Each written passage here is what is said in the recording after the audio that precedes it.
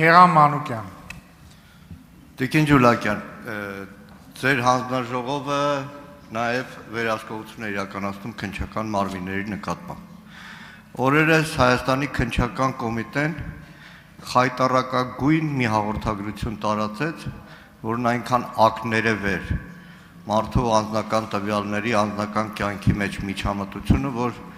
եզակի բացառություն էր կարելի է ծափարել մարդու իրավունքների պաշտպանը արագ արձագանքել։ Խոսքը վերաբերում է Հովիկ Աբրահամյանի որդու ձերբակալման հետ կապված անձնական տվյալների հրապարակ։ Դիմում եմ ձեզ որպես պետահայրավական հանձնաժողովի ապագա նախագահ։ Խտրական բան չեմ ասում, նաև որպես կին ձեր դիրքորոշումը եւ ակնկալում եմ նաև դատապարտման խոսքը ապագայում քննչական կոմիտեին քաղաքական ճղճի նպատակներով նման խայտառակ հաղորդագրություններից զերծ մնալու համար։ Շնորհակալ եմ։ Շնորհակալ եմ հարցի համար, պարոն Մանուկյան, այո, ծանոթ եմ ես այդ հաղորդագրությանը, եւ եթե դուք ինձնից ուզում եք լսել հենց կոնկրետ այդ բառը դատապարտում, այո, դատապարտում եմ, բայց նաեւ պետք է ասեմ, որ սա կարծես թե առաջին դեպքը չէ, որ մենք ունենում ենք խնդիր հայտարարությունների հետ կապված, որտեղ որ անձնական տվյալների պաշտպանության իրավունքի հետ կապված խնդիր է արձանագրվում եւ այստեղ ես չեմ ուզում որ մենք պարտադիր տեսնենք դիտավորությունը, այլ գուցե պրոֆեսիոնալիզմի խնդիր։ Սա խնդիր է, նաև ուզում եմ արձանագրել, դուք ասացիք, որ զարմացած եք, որ մարդու իրավունքների պաշտպանը արձագանքել է, ես կարծում եմ զարմանալու որևէ բան չկա։ Մարդու իրավունքների պաշտպանը գրեթե միշտ նմանատիպ դեպքերում արձագանքում է եւ արձագանքում է շատ տեղին, բայց նաև միաժամանակ ուզում եմ նշել, որ միայն մարդու իրավունքների պաշտպանը չէ, որ արձագանքել է այս դեպքին, այլ նաև անձնական տվյալների պաշտպանության գործակալությունը, որը գիտեք, որ արդարադատության նախարարության առանձնացված ստորաբաժանում է, այսինքն նաև գործադիրը դեմս անձնական տվյալների պաշտպանության գործակալության իր դիրքորոշումը հայտնել է սրա վերաբերյալ եւ լիովին կիսում եմ ես այդ դիրքորոշումը։ Շնորհակալություն։ Արձագանք։ Ճիշտ է կատեցիք, որ անձնական տվյալների պաշտպանության գործակալությունը եւս արձագանքել էր, որը եւս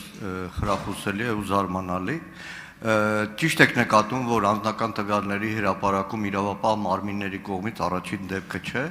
Անցնող 5 տարիներին ազգային ժողովի գործունեության ընթացքում բազմաթիվ նման դեպքերի եմ առնչվել եւ իրավապահ համակարգը քաղաքական նպատակով անձնական տվյալները հրապարակել այս ազգային ժողովի տեսախցիկները սերվերը ազգային ժողովում է հսկվում է ամենախիստ կերպով, բայց չգիտես ոնց այդ տեսախցիկների տեսանյութը մեկ էլ հրապարակվում է։ Դեռ առիթ ունենալու եմ խոսել ԱԱԾ-ի մասին, վերջին խայտառակ դեպքը, երբ որ ԱԱԾ սահմանապահ զորքերի հսկիչ անցակետի տեսախցիկի տեսանյութը մի քանի րոպեից հայտնվում է մամուլում ու ԱԱԾ-ն իրան թույլ է տալիս պատասխանել, որ կարող եմ արտահոսք կազմակերպել։ Արտահոսքը հակաօրինական բան է, բայց դա արդեն ելույթ է։ Շնորհակալություն, պարոն Մանուկյան, ձեր արձագանքի համար։ Պետք է նշեմ, որ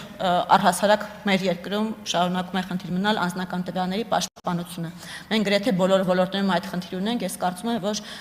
այդտեղ ոչ միայն պետական մարմինների, այլ նաև մասնավոր ընկերությունների, որոնք իրենց գործունեության բնույթից ելնելով նաև տիրապետում են անձնական տվյալների, մենք լրջագույն պրոֆեսիոնալիզմի խնդիր ունենք լուծելու եւ այս առումով անձնական տվյալների պաշտպանության գործակալության կարողությունների զարգացումը մեր առաջնահերթությունների մեջ է մտնում։ Պետք է ասեմ, որ նաեւ այն, որ անձնական տվյալների պաշտպանության գործակալությունը գործադիրի մաս է, այս բանին համարվում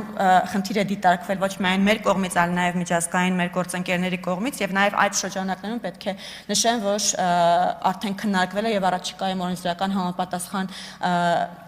փոփոխություններ ենթադրող նախագիծը կուղարկվի ազգային ժողով, կառավարության կողմից կհաստատվի եւ կուղարկվի ազգային ժողով,